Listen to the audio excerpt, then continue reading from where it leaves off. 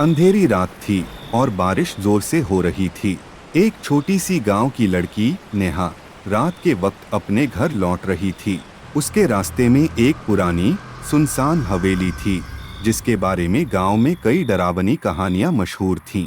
कहते हैं कि इस हवेली में एक बूढ़ी औरत की आत्मा भटकती है, जो हर अमावस की रात किसी को ढूंढती है। नेहा ने हवेली के पास से गुजरने का सोचा। जैसे ही वह हवेली के पास पहुंची, उसे लगा कि कोई उसके पीछे है। उसने पीछे मुड़कर देखा, मगर कोई नहीं था। वह घबराई और अपनी चाल तेज कर दी। अचानक हवेली के अंदर से किसी के रोने की आवाज आई। नेहा का दिल तेजी से धड़कने लगा, लेकिन एक अजीब सा खिंचाव उसे हवेली की ओर खींच रहा था। हिम्मत जुटाकर नेहा हवेली के अंदर चली गई। भीतर घना अंधेरा था और ठंडी हवा चल रही थी। अचानक उसे एक बूढ़ी औरत दिखाई दी, जो एक कोने में बैठी रो रही थी। नेहा ने उसे हिलाते हुए पूछा, आप कौन हैं और यहाँ क्यों बैठी हैं? बूढ़ी औरत ने धीरे धीरे सिर उठाया।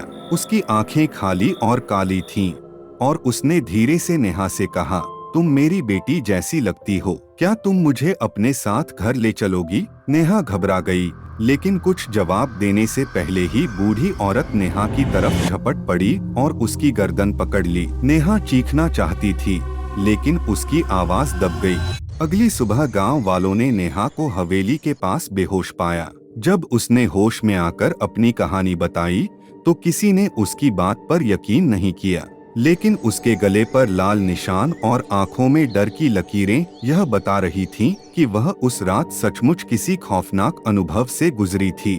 नेहा कुछ दिनों तक सहमी समीसी रही, लेकिन धीरे धीरे उसने सोचा कि शायद वो सब उसका वहम था।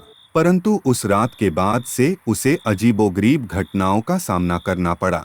कभी उसे लगता कि कोई उसके पीछे चल रहा है, तो कभी उसके कमरे में हल्की सी फुसफुसाहटें सुनाई देती। कई बार वो रात में जागती तो पाती कि उसका कमरा ठंड से जम सा गया है, और उस ठंड में एक अजीब सी बू आ रही होती, ठीक वैसी ही जैसी हवेली में महसूस हुई थी। नेहा ने अपने माता पिता को सब कुछ बताने का निश्चय किया। उसके पिता ने इसे उसका भ्रम समझा, लेकिन उसकी माँ ने घबराकर गांव के एक बुजुर्ग से मदद लेने का सुझाव दिया। यह बुजुर्ग गांव में एक तांत्रिक के रूप में जाने जाते थे, जो बुरी आत्माओं को भगाने में माहिर थे। बुजुर्ग तांत्रिक नेहा के घर आए और उसके कमरे का मुआयना करने लगे। उनके चेहरे पर गंभीरता छा गई और उन्होंने कहा, इस लड़की पर एक आत्मा का साया है। यह सुनकर नेहा और उसके परिवार के होश उड़ गए। तांत्रिक नेहा को एक मंत्रित धागा दिया और कहा, इस धागे को हमेशा अपने गले में पहनना, और अगले 3 दिनों तक तुम उस हवेली के पास से भी नहीं गुजरोगी। मैं इस आत्मा का समाधान करने का प्रयत्न करूंगा। नेहा ने तांत्रिक की बात मानी और धागा पहन लिया। पहले दिन सब कुछ ठीक रहा, लेकिन दूसरे दिन रात में एक अजीब घटना घटी। नेहा के कमरे की खिड़की अपने आप खुल गई और ठंडी हवा के साथ एक काली परछाई अंदर दाखिल हो गई। नेहा ने जैसे ही परछाई को देखा, वो वही बूढ़ी औरत थी, जिसके चेहरे पर गुस्सा और दर्द भरा था। नेहा ने चीखना चाहा, लेकिन उसकी आवाज फिर दब गई। उस औरत ने एक बार फिर से नेहा के पास आते हुए कहा, तू मेरा वादा पूरा करेगी, तू मुझे मेरे घर ले चलेगी। नेहा का दम घुटने लगा, लेकिन तभी तांत्रिक ने कमरे में प्रवेश किया। उन्होंने मंत्र पढ़ते हुए उस परछाई पर पानी छिड़का।